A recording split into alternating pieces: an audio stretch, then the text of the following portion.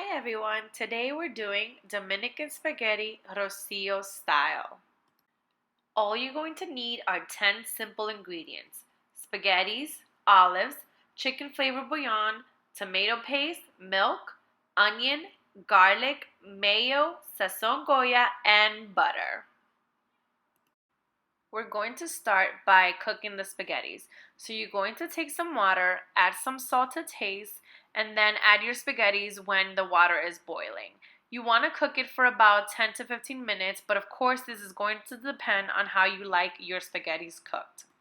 While the spaghettis are cooking, I like to do my chopping. So we're going to chop onions, garlic, and olives.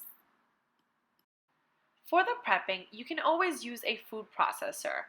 I prefer to chop everything by hand because it serves a little bit as therapy. If you're not a fan of garlic or onion, you can always use a garlic powder or an onion powder. It still will give it a nice little taste. If you're not a fan of olives, I would suggest to leave them whole so that you can remove them at the end. I would not suggest to substitute this.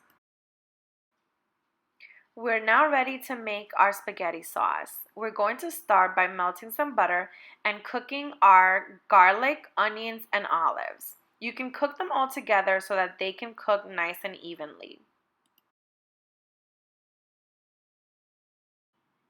Now you're going to add your tomato paste. With the tomato paste, you want to make sure to cook it thoroughly so that it has a better flavor.